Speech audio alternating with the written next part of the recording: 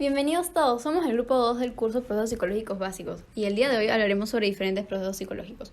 Esperamos que esta información pueda ayudarlos a entender un poco más sobre nuestra carrera. Hola, soy Camila y empezaremos hablando sobre la memoria autobiográfica. ¿Qué es la memoria autobiográfica? Es considerado un sistema que guarda experiencias personales y momentos significativos en nuestra vida. Son recuerdos casi exactos que guardamos en nuestra memoria de largo plazo que involucra la memoria episódica, es decir, que recordamos episodios específicos y el conocimiento autobiográfico, el cual es el conocimiento conceptual genérico y esquemático de nuestras vidas. Una de las características es que en nuestra memoria autobiográfica encontraremos emociones, motivaciones, deseos, metas, etc. Otra de las características es que tenemos la capacidad de revivir el pasado, interpretar el futuro y planificar el presente. Esto quiere decir que recordaremos momentos impactantes en nuestra vida con base a las experiencias vividas, planeamos cómo queremos que sea nuestro futuro y tenemos un plan para el presente. Uno de los ejemplos de la memoria autobiográfica puede ser el día de nuestra graduación. Recordamos la sensación que tuvimos en ese momento tan importante, quiénes estaban con nosotros, el lugar en donde se dio y otros detalles más relevantes. De igual manera, otro ejemplo puede ser un recuerdo muy impactante o doloroso como la muerte de algún familiar cercano. Podemos recordar el sentimiento que generamos al enterarnos de esa noticia, qué estábamos haciendo en ese momento y las personas con las cuales lo compartimos. A continuación se explicará la amnesia infantil y en la adultez por Nicole.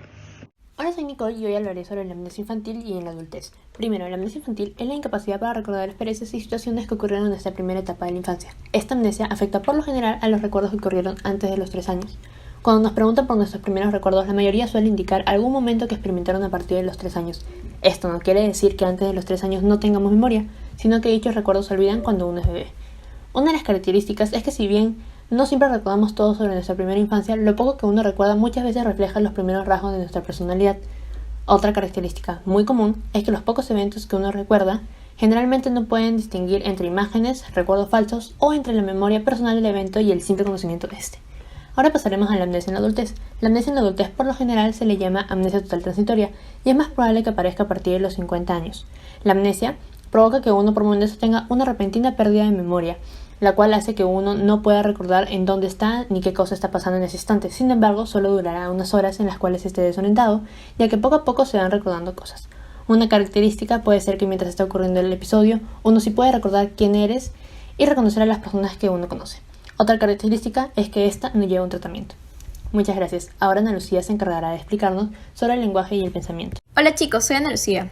El lenguaje es algo que aprendemos desde que somos bien pequeñitos. Sin embargo, no somos muy conscientes de cómo es que realmente funciona y cuáles son sus características. Ahora lo descubriremos.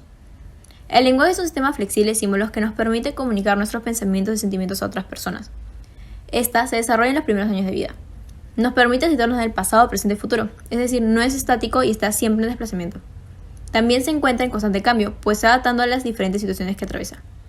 Por ejemplo, el braille, si bien no es un idioma, es un alfabeto el cual permite a las personas ciegas leer y escribir. Este alfabeto, en este sentido, tiene el mismo propósito que el lenguaje, que es comunicar. Por otro lado, tenemos el pensamiento, que es la capacidad que tienen las personas de formar ideas y representaciones de la realidad en su mente, relacionando unas con otras. El pensamiento puede, a través de imágenes mentales, representar situaciones o problemas reales o irreales.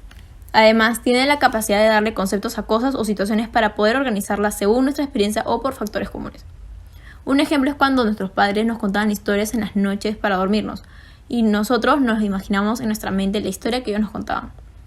Es importante resaltar que el lenguaje y el pensamiento están profundamente entrelazados, pues gracias al lenguaje nos es posible codificar nuestras experiencias de una manera fácil y eficaz, de forma que nuestra mente es capaz de usar esa información y convertirla en ideas o pensamientos. Incluso a través del lenguaje podemos transmitir nuestros pensamientos e ideas a otras personas. En conclusión, ambas se ayudan mutuamente. Ahora, José nos explicará sobre el Alzheimer. Hola, soy José Pachín y hablaré del Alzheimer, la cual es una enfermedad muy grave que afecta a la memoria. Perder la noción del lenguaje o la historia de toda nuestra vida y recuerdos es algo altamente preocupante.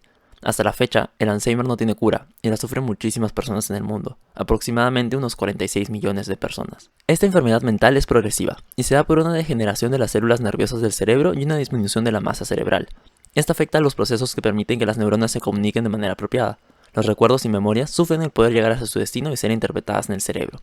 Con el tiempo, la condición empeora, y estas falencias entre las conexiones neuronales se agravan al punto que no es posible realizar actividades que comúnmente vemos como sencillas. Una persona que sufre de la enfermedad primero empezaría olvidando pequeños datos, desde dónde dejó su cartera o el nombre de una persona. De ahí, la enfermedad irá escalando hasta olvidar el nombre de su hijo o su propia dirección. Eventualmente, la persona olvida quién es, hasta olvida que tiene la enfermedad. Es como un borrador que va avanzando a lo largo de la línea de tiempo de la persona y elimina, poco a poco, la capacidad de recordar. Cambiando de tema, finalmente, María Laura hablará sobre el razonamiento inductivo y deductivo. Hola, soy María Laura y les explicaré sobre primero el razonamiento inductivo y luego el deductivo.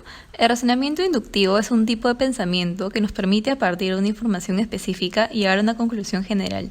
Este es menos lógico y más de probabilidades, con una síntesis incompleta. La conclusión solo puede considerarse probable y su información es incierta y o discutible. Sus características son que puede ser completo e incompleto. Es completo cuando incluye todos los casos definidos observados. Entonces la conclusión no aporta más datos que los ya brindados por las premisas. Por otro lado, es incompleto cuando incluye diferentes casos para establecer conclusiones.